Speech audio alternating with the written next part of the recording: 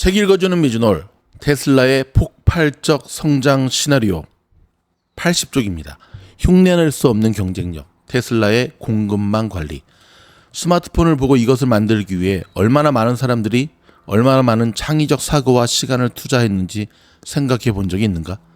스마트폰은 약 60개의 서로 다른 개별 부품으로 구성되어 있고 각 개별 부품에는 최대 50개의 서로 다른 구성 요소가 내장되어 있다. 다시 말해 스마트폰은 총 3,000개 이상의 부품으로 구성되어 있다. 그런데 내연기관 차량은 약 평균 1만 개의 개별 부품으로 구성되어 있고 각 개별 부품이 또한 수많은 구성 요소를 가지고 있다.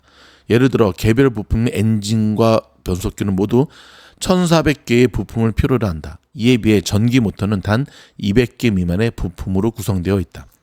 자동차든 스마트폰이든 이를 만드는 데 사용되는 수많은 부품과 재료들은 전 세계에 걸친 거대한 연쇄작용의 결과물이다.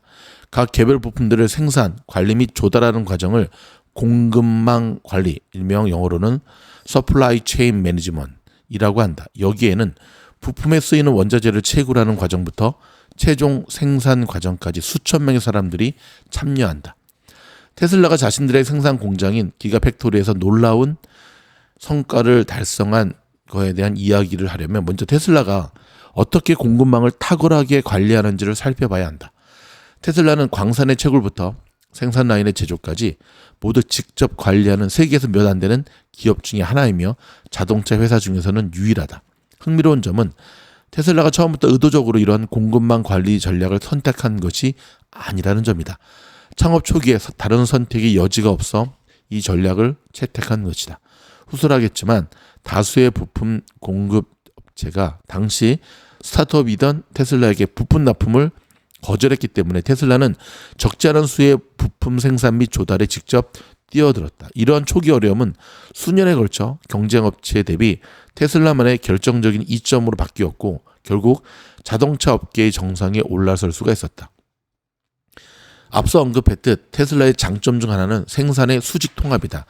여기서 수직 통합은 대부분의 경우 테슬라 스스로가 테슬라 차량의 부품 공급업체 역할도 한다는 것을 의미한다. 예를 들어 테슬라는 다른 회사에서 시트를 구매하는 대신 자체적으로 직접 시트를 설계하고 제작한다. 대부분의 사람들이 모르는 것은 이 전략이 어쩔 수 없는 절박함에 의해 탄생했다는 사실이다. 일론은 2023년 1월 저명한 투자 운영사 바론 캐피탈 그룹의 창업주 롬 바론과의 인터뷰에서 테슬라의 초기 시절에 대한 이야기를 나누었다. 당시 부품 공급업체 중 어느 것도 일론에게 테슬라를 진지하게 받아들이지 않았기 때문에 테슬라는 필수 부품들을 구매할 수 없었다고 한다. 1920년대 크라이슬러가 설립된 이래 미국에서 자동차 스타트업이 성공한 사례는 없었기 때문이다. 테슬라는 지난 100년 이래 성공한 최초의 미국 독립 자동차 제조업체인 셈이다.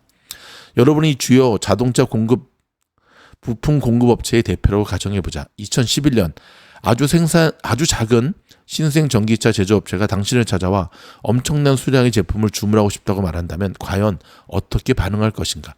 당시 이 신생 업체는 충분한 수익을 올리지 못했을 뿐더러 파산할 가능성도 매우 컸다. 테슬라의 당시 전망은 장밋빛이 아니었다. 그때 테슬라는 공급망에 대한 특별한 관점을 갖게 되었고 최종 제품이 만들어지기 전까지 필요한 모든 작은 부품까지 매우 철저하게 이해할 수 있게 되었다. 그리고 생산 공정을 모두 직접 컨트롤하는 수직 통합을 이뤄내지 못한다면 자동차를 제대로 만들 수 없을 것이라는 것을 깨닫게 된다. 테슬라는 당시 지식을 활용하여 훨씬 적은 수의 부품이 필요한 자동차를 설계했다. 이는 곧 생산 비용 절감, 무게 감소, 성능 향상으로 이어졌다. 2023년 테슬라는 투자자의 날에 매우 중요한 사실을 발표했다. 테슬라가 마침내 공급망을 완전히 마스터했다는 소식이었다. 이 내용은 언박시드 프로세스에서 가려져 과소평가된 감이 있다. 테슬라는 처음부터 자동차 제조에 필요한 부품을 기성품으로도 구매할 수 없는 처지였다. 그래서 테슬라 엔지니어 팀은 대다수 자동차 부품을 자체 프로그램으로 설계 및 개발하게 된다. 물론 테슬라에게도 소수지만 부품 공급 업체가 존재하긴 한다. 그러나 이 경우에도 테슬라는 부품 스케치부터 시작해 부품을 완전히 구체화한 다음 해당 설계를 공급 업체 또는 벤더에 가져가 테슬라의 품질 및 수량 표준에 따라 제조할 수 있는지 확인한다. 이러한 공급 업체를 1차 공급 업체라고 부른다. 1차 공급 업체는 테슬라의 생산량이 직접 통합되는 부품을 제작한다. 하지만 테슬라는 대부분의 다른 자동차 회사처럼 주문만 하고 끝내지 않는다. 테슬라 엔지니어 팀이 1차 공급업체를 직접 방문하여 긴밀한 협력 관계를 형성한다. 테슬라는 부품을 만드는 생산 라인을 함께 설정하고 자동화가 잘 구현되고 있는지, 목표 생산 수율을 달성하고 있는지, 효율성을 최적화할 수 있는지 등을 직접 점검하고 확인한다. 이렇게 테슬라는 자체 공장에서 생산하지 않더라도 부품의 전체 제조 공정을 전적으로 책임지고 모든 세부 사항을 관리한다. 테슬라는 전 세계의 부품 제조업체와 완전히 통합되어 있으며 각 제조업체에서 일어나는 일에 대한 실시간 정보를 보유하고 있다. 와, 대단하죠. 자, 1차 공급업체는 ZF, 즉 프리드릭스 하펜, 보쉬그룹, 한국의 HL만도 같은 전통 자동차 부품 공급 업체도 포함되어 있다. 이들은 테슬라의 샤시 및 안전 시스템 제품 등을 공급한다.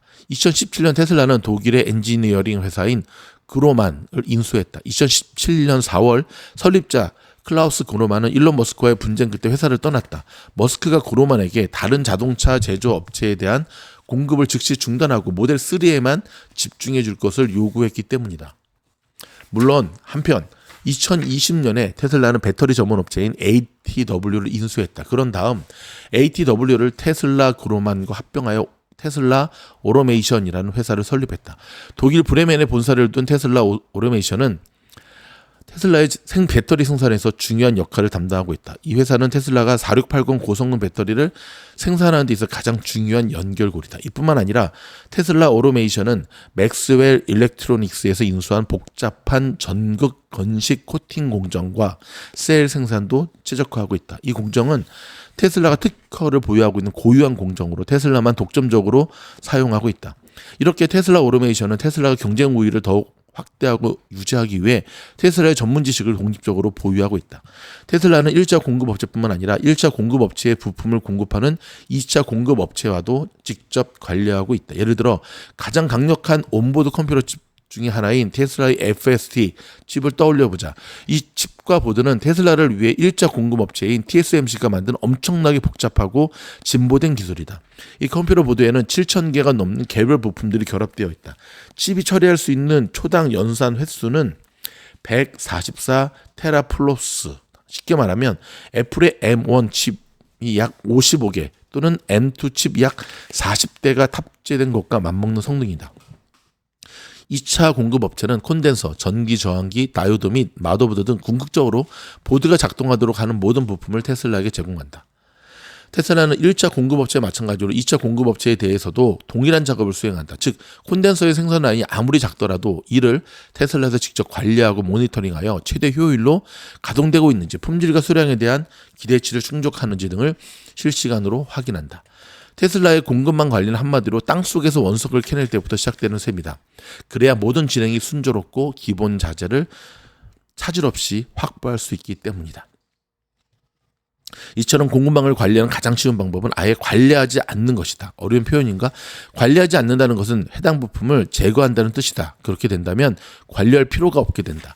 테슬라는 제조 과정에서 부품을 제거하는 데 점점 더 익숙해지고 있다. 최초의 모델 S는 테슬라가 직접 설계하거나 구상하지 않은 300개 이상의 마이크로 컨트롤러가 있는 복잡한 저전압 전자 시스템을 가지고 있었다. 서로 다른 부품을 연결하는 마이크로 컨트롤러와 다른 마이크로 컨트롤러를 연결하는 배선 뭉치를 케일브 하닉스라 부른다. 초기 모델 S의 케일브 하니스, 다시 말해 전체 전선 길이는 3km에 달했다. 그러던 것이 테슬라가 모델 Y를 개발할 무렵에는 이미 마이크로 컨트롤러의 61%를 테슬라가 자체 설계하고 되었고, 그 결과 모델 Y를 생산할 때는 모델 S 배선 길이의 3%만 필요하게 되었다. 다시 말해 3km에 달했던 전선 길이가 100m로 줄어든 것이다. 이는 약 70kg의 무게 감소로 이어졌다. 이때 관련 공급망은 어떤 변화를 겪었을지 생각해보라. 이것이 바로 일론 머스크가 이야기하는 The best part is no part.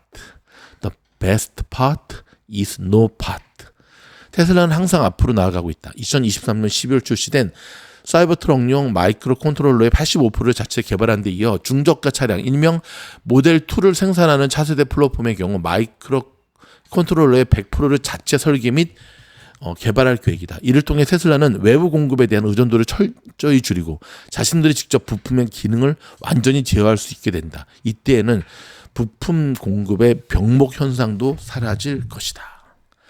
자, 여러분, 혹자들은 일론이 테슬라가 지독해서 지네들이 혼자 다 먹어치운다 그러지만 그게 아니었다는 걸 알게 되죠. 그래서 테슬라를 어찌 보면 언더도 기특한 거고 대견한 거고 존경한 겁니다. 여러분, 자동차 업계의 오래된 관행과 텃세 장난 아니거든요. 신생 업체들이 아까도 말씀드렸잖아요. 크라이슬러 이후로 성공한 적이 없다는 것. 그걸 뚫고 올라섰기 때문에 최근 2주 동안에 테슬라의 놀라운 42%의 상승률 칭찬받아 마땅합니다. 다시 한번 책 읽어주는 미즈노래 도서 후원으로 동참해 주신 분께 감사드리고요. 테슬라 주주분들 축하드립니다. 고맙습니다.